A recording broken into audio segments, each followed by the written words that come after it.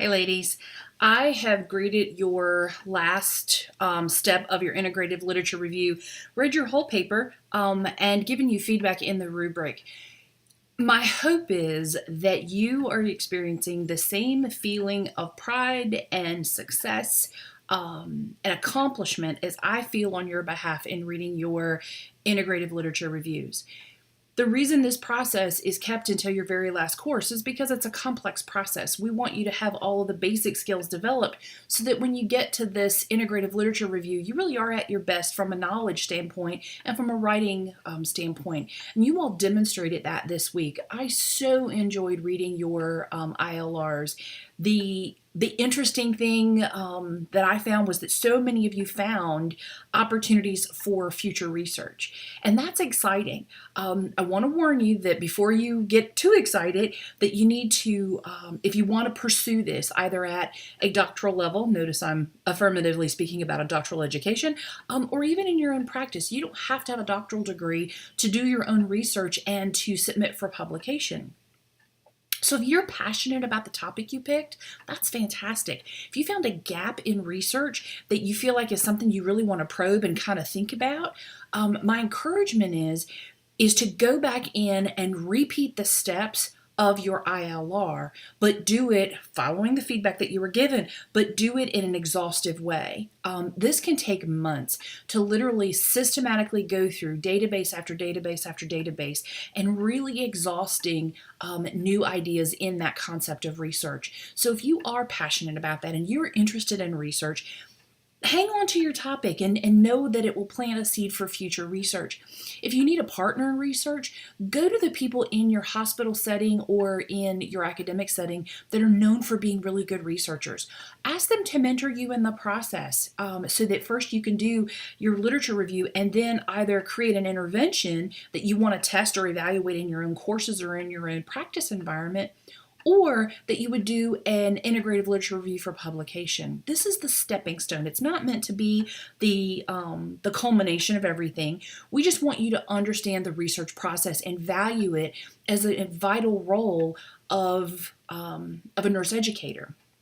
So you've demonstrated your capacity to do that in fabulous ways. As you move towards next week, many of you have already posted your digital posters. So those of you that haven't and may be waiting for feedback, make sure you look at your final paper and polish any ideas or any feedback that was provided before you do your digital poster. All of you need to make sure that your time logs in Typhon are correct, that your hours meet or exceed 200 hours, and that they are all properly documented in corresponding time logs that your last one will be posted under log 3. If you have questions or concerns about that process, please touch base.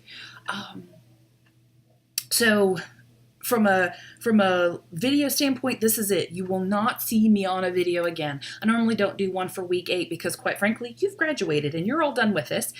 You will get an email from me that says your grades have been posted, so know that that will be coming. That will likely not happen until next week. Graduation festivities start, well, you know this, Friday and Saturday. So things are going to get really harried on campus, and I will, even though I teach online, I will be on campus Friday, all day Friday and Saturday. So know that I'll not be as dialed in as I usually am. So this may be my last time to say to many of you how excited I am for you, how proud I am of you. This journey that you are finishing right now in this moment represents less than, depending on which research you look at, 5 to 8% of all nurses. You are accomplishing something that is tremendously noble and offers a beautiful opportunity. And one of the benefits we have as Christian nurse educators is we're doing it under the covenant with this being a vision God has for our life, that we have sought His guidance, that we have sought His plan for our life, that we've prayed over this process, we've prayed over the people that we've come in encounter with during this journey. 2 verses when, thinking about kind of what journeys look like from the Bible. Judges chapter 18 verses 6 tells us, "And the priest said to them, 'Go in peace. The journey on which you go is under the eye of the Lord.'" The journey on which you go is under the eye of the Lord. That is such a bold and powerful statement to remind us that when we are walking in our professional capacity as a Christian nurse educator, even if we take our work into a secular environment, that we are under God's eye, that He is watching over us, He is protecting us. Psalms 91 verse 11 reminds us, "For He will command His angels concerning you to guard you in all your ways." I see that to mean that not only is His eye over us, but He will send people into our lives that will bless us, that will keep us, that will guide us, that will mentor us. Folks, pray for those angels. Pray for the people that God sends into your life to love you through this new chapter, to help you find meaning in your new degree. Seek meaning in this in a purposeful, Christ-centered way.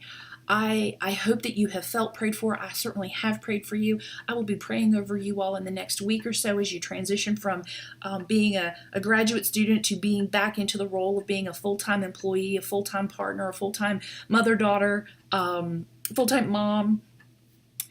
So much of your life is going to be shifting. It took me months to get over not having schoolwork to do. So if you have a little PTSD or a little post-school depression, I really think that should be in our diagnostic category.